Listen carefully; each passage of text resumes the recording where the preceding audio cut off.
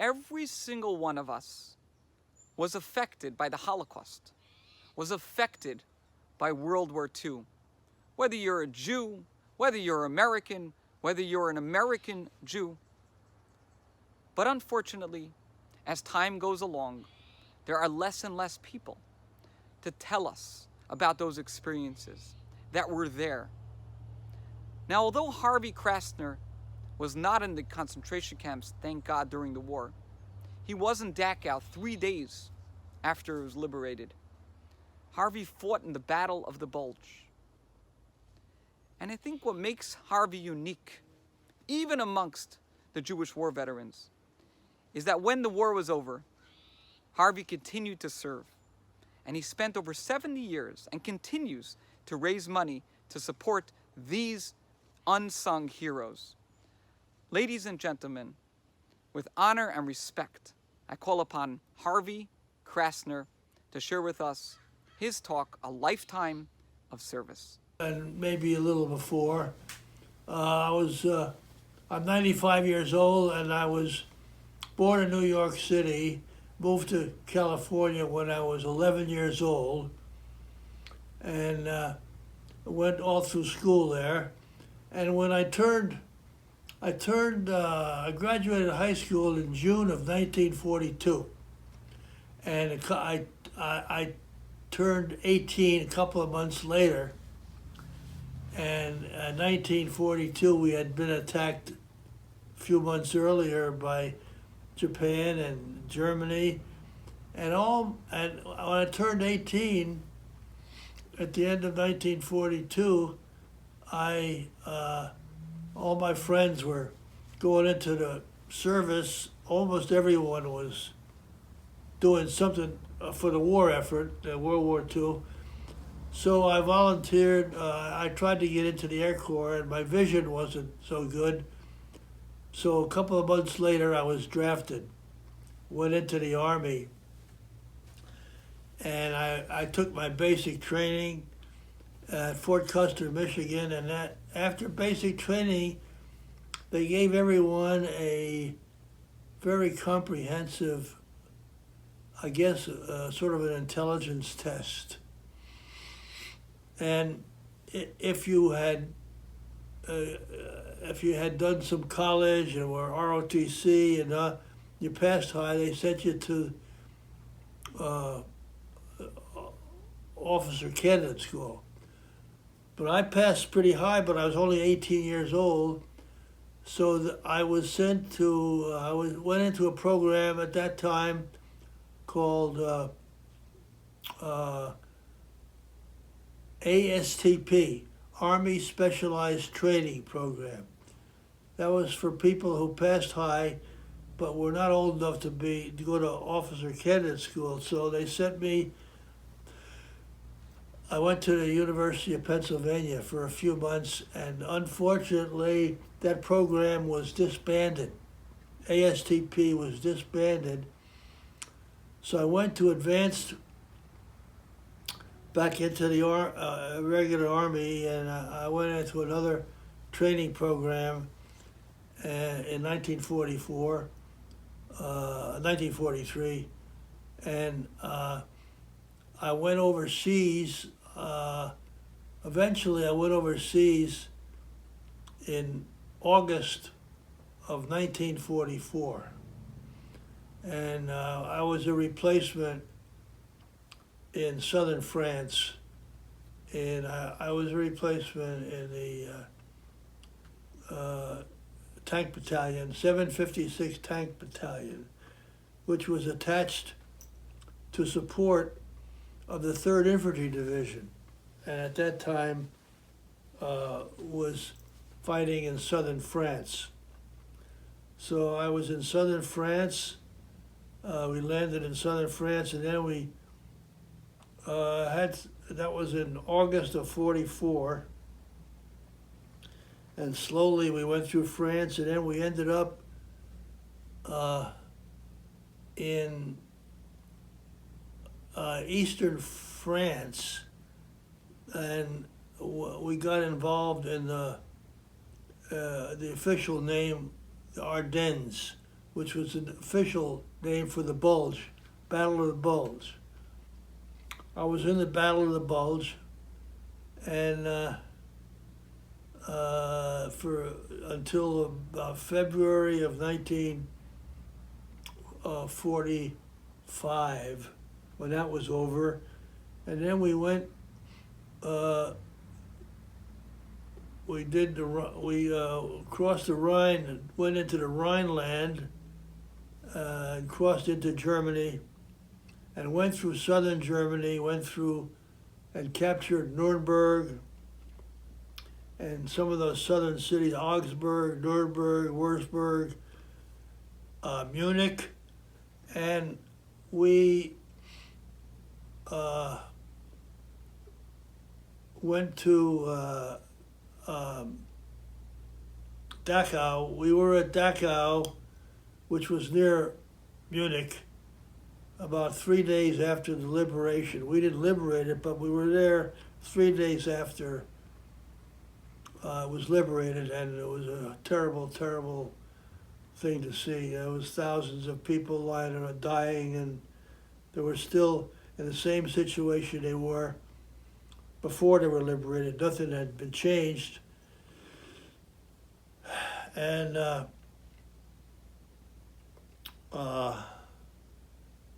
then I ended up,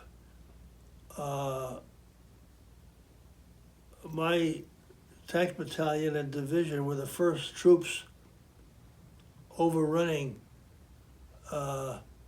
Hitler's eagle nest in Berchtesgaden. We were the first troops into Berchtesgaden, which was Hitler's eagle's nest headquarters in southern Germany. When the war ended a couple of weeks after that, on May 8th, we were in Salzburg, Austria, and that's where my tank battalion ended up. And we stayed there and did occupation duties and in the Army of Occupation. And then I was discharged, went home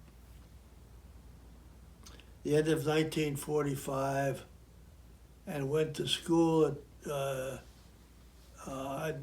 by this time in 1945, I was 20 years old. When I was 18, 20, and I was turning 21, I went to school on a GI Bill, and went to UCLA on a GI Bill, and I finished school in 1948, and I became, I got married in 1952, and very soon after that I joined, this is a really important part of,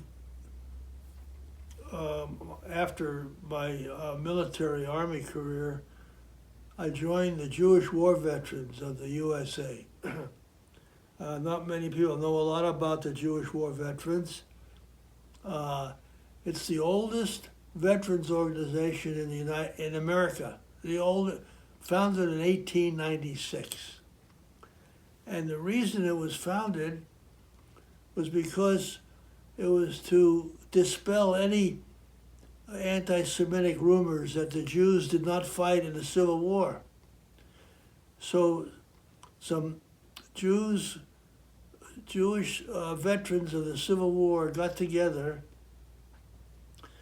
to prove and to show everyone that they fought in the Civil War as much as anybody else. And there were veterans from the Union side and veterans from the Confederate side. They formed the Jewish War Veterans of the USA in 1896 to prove that they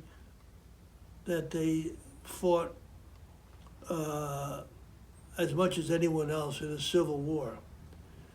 And one of the things that I've been pretty proud of my my time in the Jewish War Veterans, I've been a member for 70 years, since I'm 25 years old.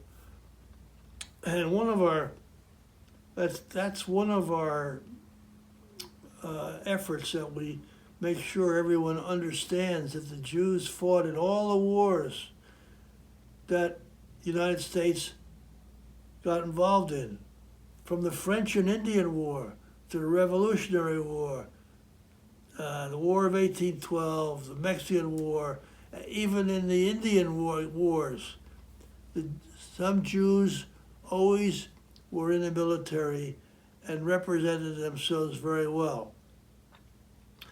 I know more about the World War II, and I'll tell you a little bit about the Jews involved in World War II.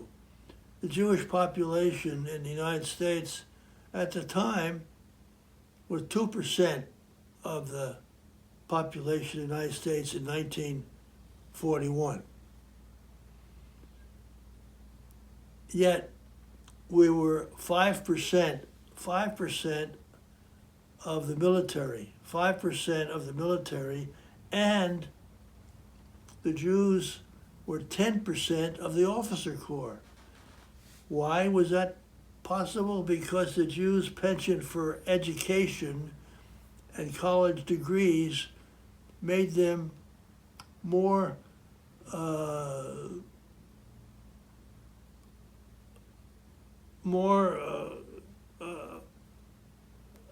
acceptable to be officers.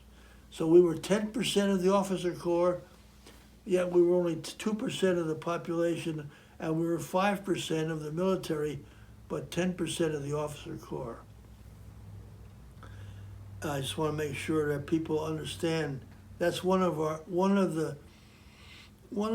things that the Jewish war veterans, we want to make sure that everyone understands that we participated in the military very strongly.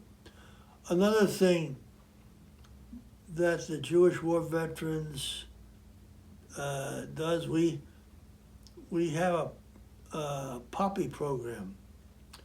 We solicit donations on Memorial Day week and Veterans Day week for donations for a poppy, and the poppy indicates that if you wear the poppy, indicates that you donated, and all the money that we collect go to help hospitalized and homeless veterans, not only Jews, all veterans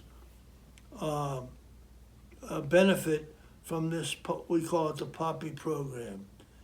We've been doing this. I've been doing this for the Poppy program. I've been a Jewish war veteran for 70 years, but I've been doing the Poppy program for 60 years. At different posts, wherever I lived, I was a member of the post in that area. A post is a name for the Jewish war veterans in that area, and for different posts. And I've been doing it for 60 years, Memorial Day week and Veterans Day week. And I personally have raised about $250,000 to help homeless and hospitalized veterans. I don't know what else to tell you. That's pretty much the story of, well, up till now. I'm still doing it here in Camarillo. I do it at the Vons Market. I sit in front of the Vons Market, not this Memorial Day because of the virus problem, but I still do it, and I'm going to continue to do it as long as I can. Thank you, Harvey. I would like to encourage you to share your story. Make a difference to your family, to your friends, to your neighbor, to your community. And in this way, each one of us will bring our light to the world and make it a better place. Thank you for joining us.